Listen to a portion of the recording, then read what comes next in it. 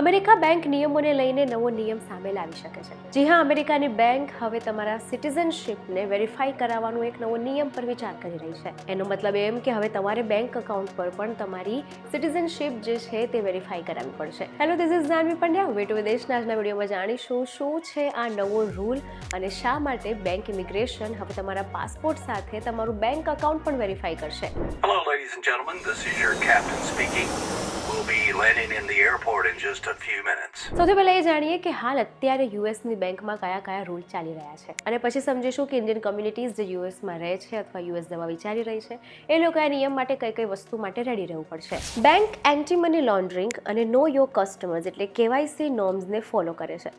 Bank કસ્ટમરની આઈડીને record કરે છે અને સસ્પિશિયસ ટ્રાન્ઝેક્શનને રેકોર્ડ કરે છે. પરંતુ પ્રેઝન્ટ બેંકના જે રૂલ્સ છે અકોર્ડિંગ ટુ દેટ તમારે અત્યારે એના પર કોઈ આવી રીતે તમારી સિટીઝનશીપને લાગુ કરવાનું કે પછી સિટીઝનશીપને વેરીફાઈ કરાવવાનું કોઈ નિયમ અત્યારે નથી. પરંતુ જો આ નિયમ આવે છે તો બેંક તમારી પાસેથી તમારો પાસપોર્ટ, બીજા સિટીઝનશીપ ડોક્યુમેન્ટ્સ માંગી શકે છે. અને આ એટલા માટે ચર્ચામાં છે કારણ કે ઇમિગ્રેશન એન્ફોર્સમેન્ટને હજી વધારે સ્ટ્રિક્ટ બનાવવાની પ્રોસેસ પર વિચાર ચાલી રહ્યો છે. અને એટલું જ નહીં, જો એક્ઝિક્યુટિવ ઓર્ડરમાં આ નિયમ લાગુ કરવામાં આવે તો હવે જે એક્ઝિસ્ટિંગ કસ્ટમર્સ છે, એક્ઝિસ્ટિંગ જે લોકો રહી રહ્યા છે એ લોકોએ પણ પોતાનું સિટીઝનશીપ લાગુ કરાવવું, એ લોકોએ પણ પોતાનું સિટીઝનશીપ બેંકમાં વેરીફાઈ કરાવવું જરૂરી થઈ શકે છે. એટલે બેંક એક્ઝિસ્ટિંગ કસ્ટમર પાસેથી પણ સિટીઝનશીપ ઇન્ફોર્મેશન માંગી શકે છે. એટલે જેમની પાસે અત્યારે બેંક અકાઉન્ટ લીગલી ત્યાં છે અને સિટીઝનશીપ પણ છે તો કદાચ બેંક તમારું સિટીઝનશીપ વેરિફિકેશન માટે માંગી શકે છે. અમેરિકામાં સૌથી વધારે ભારતીય H1B, L1, F1, OPT અને ગ્રીન કાર્ડ સ્ટેટસ પર રહે છે. જો તમારી પાસે પણ વેલિડ વિઝા છે અને તમે લીગલી યુએસમાં રહી રહ્યા છો તો બેંક અકાઉન્ટ રાખવું તમારો રાઇટ છે. પરંતુ એ સમજવું જરૂરી છે કે વેરિફિકેશન પ્રોસેસ અને ડિપોર્ટેશન પ્રોસેસ આ બંને અલગ અલગ વસ્તુ છે. બેંક કદાચ તમારું વેરિફિકેશન માટે સિટીઝનશીપ માંગી શકે છે પરંતુ ડિપોર્ટેશનનો અધિકાર તો પ્રોપર ઇમિગ્રેશન ડિપાર્ટમેન્ટ પાસે જ છે. એટલે જો નવો નિયમ લાગુ પડી રહ્યો છે તો તેનો મેઇન ઓબ્જેક્ટિવ ડોક્યુમેન્ટ્સ વેરીફાઈ કરવાનો જ છે, ના કોઈને ડાયરેક્ટ ઇલીગલ કહેવાનો. ડિપોર્ટેશનનું ડિસિઝન ઇમિગ્રેશન પોલિસી અને કોર્ટ પર છે.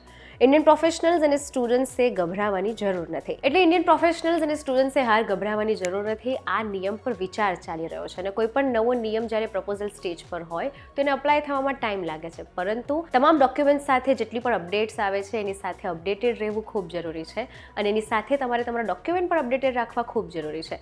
કારણ કે ઇમિગ્રેશન પોલિસી અને ઇમિગ્રેશનને લઈને કેટલી બધી સ્ટ્રિક્ટનેસ આપણે જોઈ જ રહ્યા છે જે યુએસમાં ચાલી રહી છે. એમાં જો બેંક પણ સિટીઝનશીપને લઈને ડોક્યુમેન્ટ વેરિફિકેશન માટે એડ કરે છે તો તમારે એ પણ તમામ ડોક્યુમેન્ટ્સ પ્રોપર રાખવા જરૂરી છે. એટલે પ્રિકોશન માટે તમામ ડોક્યુમેન્ટ્સ અપડેટેડ રાખવા, પાસપોર્ટ અપડેટેડ રાખવું અને વિઝા એક્સટેન્શન સમય પર ફાઇલ કરેલું હોવું ખૂબ જરૂરી છે. ફ્યુચરમાં જો બેંક સિટીઝનશીપ માટે કોઈ પુરાવો માંગે તો તમે લોકલ ઇમિગ્રેશનને લઈને કોઈ ડોક્યુમેન્ટ બતાવી શકો છો. ઇન્ડિયન્સ અને ઇન્ડિયન ફેમિલી માટે સૌથી મહત્વનું એ છે કે હાલ તમે સોશિયલ મીડિયાની અધૂરી અપૂરતી ઇન્ફોર્મેશન પર વિશ્વાસ કરવાની જગ્યાએ તમે રિટર્ન અને ઓથેન્ટિક સોર્સ પાસેથી જ ઇન્ફોર્મેશન લો અને એ આધારે જ તમારા ડોક્યુમેન્ટ્સ અપડેટેડ રાખો. એટલે તમારે તમારા ડોક્યુમેન્ટ્સ પ્રોપર રાખવા અને ડોક્યુમેન્ટ્સ પર ભરોસો રાખવો જરૂરી છે.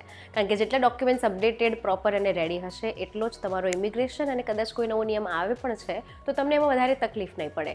હાલ જો કે આ બધું જ પ્રપોઝલ સ્ટેજ પર છે, હાલ આ નિયમ લાગુ નથી કરાયો પરંતુ આ નિયમ લાગુ કરવાની વિચારણા ચોક્કસ ચાલી રહી છે. એટલે પ્રિકોશનના બેઝ પર એડવાન્સમાં તમે તમારા તમામ ડોક્યુમેન્ટ્સ જે બેંક માટે છે, જે સિટીઝનશીપ માટે છે અથવા જે તે એમ્પ્લોય છે એ માટે છે એ બધા જ પ્રોપર રાખવા ખૂબ જરૂરી છે. એટલે જો ફ્યુચરમાં સિટીઝનશીપ રિક્વાયરમેન્ટ લાગુ થાય છે તો ડોક્યુમેન્ટ્સ જ તમારી રિક્વાયરમેન્ટ છે. ડોક્યુમેન્ટ્સ જ તમારે પ્રોપર રાખવા જરૂરી છે. પણ લો ફૂલ વિઝા હોલ્ડરના રાઇટ યુએસ લો અકોર્ડિંગ સેફ છે. કારણ કે બેંક કોઈ પણ કસ્ટમર સાથે બેન્કિંગ લેવડ દેવડ સિવાય કોઈ પણ ઇમિગ્રેશનને લઈને, ડિપોર્ટેશનને લઈને કોઈ નિર્ણય નથી લઈ શકતી. આ તમામ વસ્તુ તો ઇમિગ્રેશન ડિપાર્ટમેન્ટના પાસે જ રહેશે. પરંતુ હા, બેંક કદાચ તમારું સિટીઝનશીપનું કાર્ડ જે છે એને વેરીફાઈ કરવા માટે અકાઉન્ટ સાથે લિંક કરવાનું ચોક્કસ કહી શકે છે. હાલ આ પ્રપોઝલ અપ્લાય નથી થયો. બેંક અત્યારે જે રૂલ છે એ પ્રમાણે જ ચાલી રહી છે.